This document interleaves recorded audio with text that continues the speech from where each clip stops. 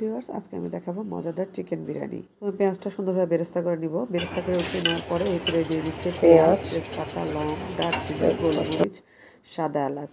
দেওয়ার পরে মশলাটা সুন্দরভাবে ভেজে নিয়ে এরপরে দিয়ে দিচ্ছি মুরগির মাংস এবং টমেটো। মাংস এবং টমেটো প্রায় 2 থেকে 3 মিনিট ভেজে নেওয়ার পর শুকনো মশলা দিচ্ছি লবণ, হলুদের গুঁড়া, ধনিয়ার গুঁড়া, জিরার গুঁড়া, লাল মরিচের গুঁড়া। দিচ্ছি বিরিয়ানি মশলা 2 টেবিল চামচ, আদা রসুনের পেস্ট 2 টেবিল চামচ দিয়ে নেড়ে নিয়ে দিয়ে দিচ্ছি আলু এবং মুরগি সহ সব মশলা সুন্দরভাবে কষিয়ে দিয়ে দিলাম টক দই এবং টক দই দিয়ে কষিয়ে নিয়ে তারপরে সিদ্ধ হওয়ার জন্য দিয়ে দিচ্ছি দুধ।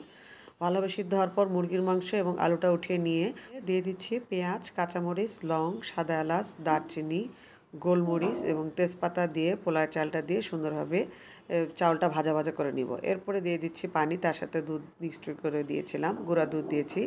এরপর আলুটা আগে সিদ্ধ হওয়ার জন্য আগেই দিয়ে দিলাম। এরপরে অনেকটা শুকিয়ে আসছে, এই সময় দিয়ে দিচ্ছি বাদাম, কিশমিশ, পেঁয়াজ বেরেস্তা, আলু বোখারা, গরম মশলা এবং বিরিয়ানি মশলা 1 টেবিল চামচ দিয়ে সুন্দরভাবে নেড়ে নিয়ে মুরগির মাংসটা দিয়ে দিচ্ছি। সুন্দরভাবে নেড়ে নিয়ে এই সময় দিয়ে দিচ্ছি কেওড়া জল 2-3 ফোঁটা, টেস্টিং সল্ট 1/2 চামচের মতো দিয়ে সামান্য একটু ঘি দিয়ে ঢাকা দিয়ে দিব প্রায় 10 মিনিটের জন্য।